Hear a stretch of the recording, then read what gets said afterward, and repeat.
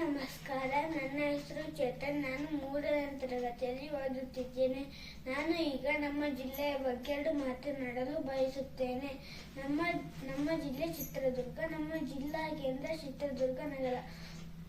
ಕಲ್ಲಿನ ಕೋಟೆ ನಾಡು, ಮದಕರಿ ನಾಯಕ ಆಳಿದ ಬೀಡು ಎಂದು ಯಾವುದಾದರೂ ಇದ್ದರೆ ಅದು ಚಿತ್ರದುರ್ಗ ಮಾತ್ರ. ವಿಸ್ತೀರ್ಣದಲ್ಲಿ ಚಿತ್ರದುರ್ಗವು ಕರ್ನಾಟಕದ 7ನೇ ದೊಡ್ಡ ಜಿಲ್ಲೆಯಾಗಿದೆ. ಸುಮಾರು 8,440 ಚದರ ಕಿಲೋಮೀಟರ್ ವಿಸ್ತೀರ್ಣ ಹೊಂದಿದೆ. ನಮ್ಮ ಜಿಲ್ಲೆಯಲ್ಲಿ ಒಟ್ಟು 6 ತಾಲೂಕುಗಳಿವೆ. ಚಿತ್ರದುರ್ಗ, ಹೊಸದುರ್ಗ, ಮೊಳಕಾಲ್ಮೂರು, ಹಿರಿಯೂರು, ಚಳ್ಳಕೆರೆ ಮತ್ತು ನಮ್ಮ ಹೊಳಲ್ಕೆರೆ. ಒಂದು ಕಾಲದಲ್ಲಿ ಇದು ಕಲ್ಲು ಬೆಟ್ಟ ಮತ್ತು ಹುಲ್ಲುಗಾವಲುಗಳಿಂದ ತುಂಬಿ ದುರ್ಗಮ ಪ್ರದೇಶವಾಗಿತ್ತಂತೆ. ಶ್ರೀಕೃಷ್ಣ ಪರಮಾತ್ಮ ಮತ್ತು ಜಾಂಬವತಿಯರ ಪುತ್ರನಾದ ಚಿತ್ರಕೇತುಲಿ ಆಳ್ವಿಕೆ ಮಾಡಿದ್ದನಂತೆ. ಹಾಗಾಗಿ ಅಲ್ಲಿಗೆ ಚಿತ್ರದುರ್ಗ ಎಂದು ಹೆಸರು ಬಂದಿತು ಎಂದು ಪುರಾಣಗಳು ಹೇಳುತ್ತವೆ.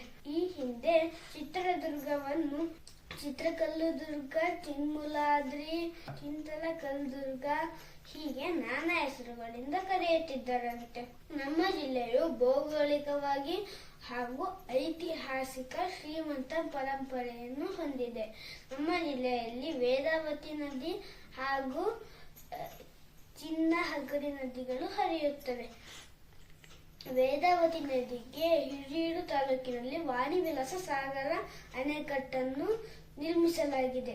ಚಿತ್ರದುರ್ಗದಲ್ಲಿ ಚಂದ್ರವಳ್ಳಿ ತೋಟ, ಮುರುಘಾ ಮಠ ಮತ್ತು ಕಲ್ಲಿನ ಕೋಟೆಯನ್ನು ನಿರ್ಮಿಸಲಾಗಿದೆ. ಅಲ್ಲದೆ ಹೊಳಲ್ಕೆರೆಯಲ್ಲಿ ಒಂಟಿಕಲ್ ಮಠ, ಎಚಡಿಪುರದ ಲಕ್ಷ್ಮೀ ನರಸಿಂಹಸ್ವಾಮಿ ದೇವಸ್ಥಾನವಿದೆ. ಅಲ್ಲದೆ ಹೊಸದುರ್ಗದಲ್ಲಿ ಆಲರಾಮೇಶ್ವರ ಮತ್ತು ದೊಡ್ಡೊಟ್ಟೆ ರಂಗಪ್ಪನ ದೇವಸ್ಥಾನವಿದೆ. ಹೀಗೆ ನಮ್ಮ ಜಿಲ್ಲೆಯಲ್ಲಿ ಹಲವು ಪ್ರೇಕ್ಷಣೀಯ ಸ್ಥಳಗಳಿವೆ. ಇವು ಪ್ರವಾಸಿಗರನ್ನು ಕೈ ಬೀಸಿ ಕರೆಯುತ್ತಿವೆ.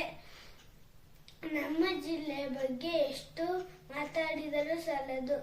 ನಾನು ಮಾತನಾಡಿದ್ದು ಸಾಸಿವೆ ಕಾಲಿನಷ್ಟು ಅಷ್ಟೇ. ಇಷ್ಟು ಹೇಳಲು ಅವಕಾಶ ಮಾಡಿಕೊಟ್ಟ ನಿಮಗೆಲ್ಲ ವಂದಿಸುತ್ತಾ, ನನ್ನ ಈ ಮಾತುಗಳನ್ನು ಆಲಿಸಿದ್ದ ನಿಮಗೆಲ್ಲ ವಂದಿಸುತ್ತಾ ನನ್ನ 2 ಮಾತುಗಳನ್ನು ಮುಗಿಸುತ್ತಿದ್ದೇನೆ. ಜೈ ಹಿಂದ್, ಜೈ ಕರ್ನಾಟಕ ಮಾತೆ.